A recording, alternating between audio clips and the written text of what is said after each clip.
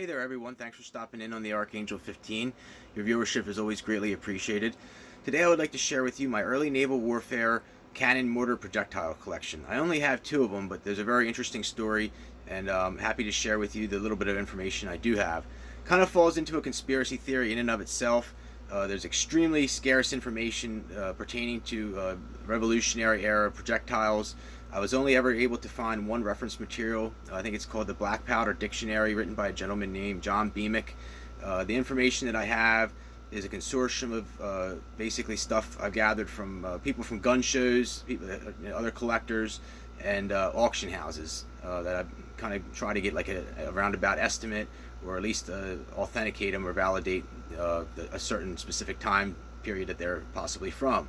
From what I've gathered, they're either Revolutionary era or War of 1812.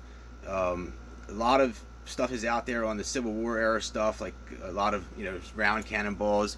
The Civil War era stuff's valuable, but there's, like I said, a lot more of it out there. The Revolutionary stuff, I haven't really been able to even find any that comes up for auction or even for sale on the internet. Whether it's real or not, who knows?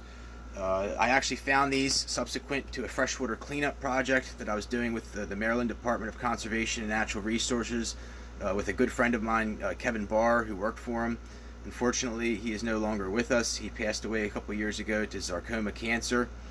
I did not heed his advice and have the one properly preserved and restored. It started to crack on me a couple of years ago. Luckily, I was able to preserve it myself and stop and mitigate any further damage that was being done to it. Maybe it wouldn't have even mattered. I don't know. The first one I want to share with you is known as bar shot. It's essentially rudimentary iron with rocks protruding from it. Really, really austere. About as simple as you can get for a projectile. It's from what I understand, towards the end of the war, they were basically trying to find anything that they could jam down the breech of a cannon, and they were putting rocks and this type of stuff down it. It'd probably be pretty badass. It's probably almost like buckshot or something if it were to hit you. The British were probably using something like this. This is very heavy, concave back to it, a lot more engineering into it. It probably uses a deck gun on a ship or something, but I don't know if they were used in ships or if they were used on the ground. I found these actually in the water, like I said, with the CTX 3030 metal detector, which is used for underwater scavenging. It's very, very nice device, very complicated. I've since gotten rid of it again. Kind of it adds into the whole allure of the interesting story of the Revolution. I mean, you had a bunch of ragtag farmer countrymen that were basically able to overthrow the greatest army or the navy that the world had ever seen, the British Royal Navy. Very limited resources. The story of America was very beautiful up until the Civil War and slavery.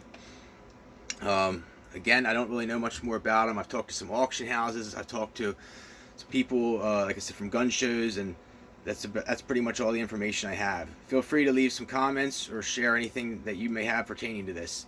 As always, thanks for stopping in on the Archangel. Take care.